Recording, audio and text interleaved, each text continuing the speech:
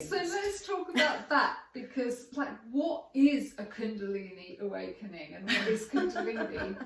Yeah. So Kundalini is just life force energy, but from what I understand, there's two life forces. So there's one life force energy, but the creator kind of splits itself in order to create life. So in making reality, it uses its primal force, right, which is the feminine energy. So we relate this back to like the Hindu traditions and stuff, they call it Shakti and Shiva. Shiva's the consciousness part of the creator, right? So it's like the outside part. And this is the part that most people will connect to when they're praying, and what most people have been introduced to in religions. But the actual part of it that lives inside your body, which is actually running everything. So it's like it's breathing you, it's pumping your heart, it's doing all of that. But there's another aspect of it that stays coiled at the bottom of your spine. And when that awakens, so it basically becomes like another, so it wants to clear you out, purify you, and bring you into your highest alignment of your divinity. That's its job, to do that. So that's what it's trying to do. So with doing that, it breaks through everything false. So the first part of it is purification, and in the purification part, it's basically tearing apart everything that you've built up in yourself that's not true, that's not real, and it's very difficult. It's not an easy process. So part of, I think that feels scary to people, because one of the things that we build up in our narrative is that, like, our ego, the narrative of our life, and then when that starts to break down, it gives us a panic, because but it's not actually a scary process. That's why we feel scared. We're scared of letting go. Yeah, and it depends how fast it happens. So with Kundalini awakening, with my one, it happened really, really fast. It was like it was almost what you call a spiritual emergency that I went into. So what triggered it? I mean, I don't mean the spiritual, but what triggered the actual energy movement? So I was doing practices to awaken the Kundalini beforehand, right?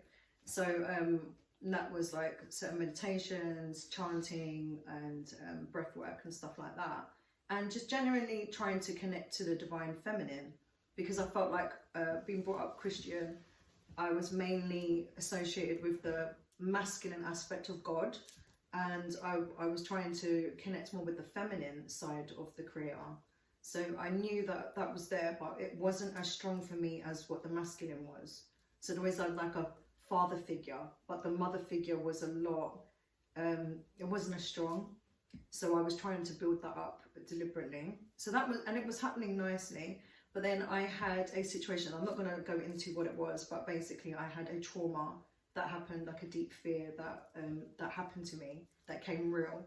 And in this fear, it triggered my primal force to basically activate. Basically this power said, no, we're not doing this, you're not going there. This is not an alignment with who you are. Fear. You're not, and we've got to get rid of this. This is not happening to you.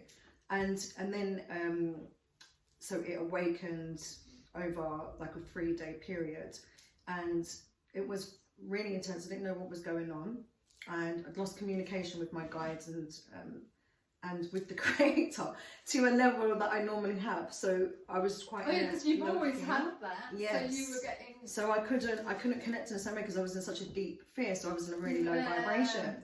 So I dropped. And then I was just like, all I could hear was just like, I just knew. So I just went back to my heart, and I was like, no, like my connection with the creator is solid. It's been with me my whole life. Well, what you were feeling is being separated from the source. Yes. And most people live in a melee of days of being separated from the source. And I think that is, so yeah, most of us that's our entire life until we wake up to connect. Yes, exactly. That's exactly but it's interesting, this thing about fear, because I believe people talk about love and hate. I don't think it's love and hate. I think it's love and fear. Absolutely. The only two things that exist in the universe is love and fear. Stops us being in love, and fear. I don't mean in love with another person. It's being in that energy of love, and fear is trying to stop us feeling connection to source. Absolutely. And when you think about it, a lot of Western, because you mentioned like Hindu theology, a lot of, you know, Western, I always think of particularly Catholicism, but, you know, Western Christianity, it's all about fear. And actually, I'd say anything that is trying to put you in a state of fear is evil. Greg Braden said that, and I thought anything that stops your, he didn't say that. What he said was anything that tries to prevent you revealing your divinity is evil. Just think of mass media, and then think of the church. Think of anything autocratic. Absolutely, it's not supporting you. It's not putting you in your divine power. It's pulling you away from it, and actually keeping your mind frame in that lower, survival mode, basically, where we're constantly looking for fear, and our minds do that very easily. You know, that animalistic side of us, we've got that part of our brain that is made to be like that, so it's very easy for them to cultivate that and use that in that way. The adrenals and the cortisol kicking in and going around. And then that's a whole nother conversation when you want to go into, like, you know, why that happens and everything. Yeah, actually, let's not go there. I don't know why I kind of diverted into, that's my almost my meme. It's got to step out of the fear, come into the light. That's my thing. But yes, so Kundalini, because I was, people draw it as if it's like a snake up the spine. So you were saying that as you felt that disconnect, then how did that feel in your physical body? Oh, absolutely awful. Yeah, it felt like, actually, I would say I felt like I was dying. I literally felt like I was dying, and that was why I went into even more fear, because it was like, okay, I could feel a part of me was dying, but actually it was my ego that was dying.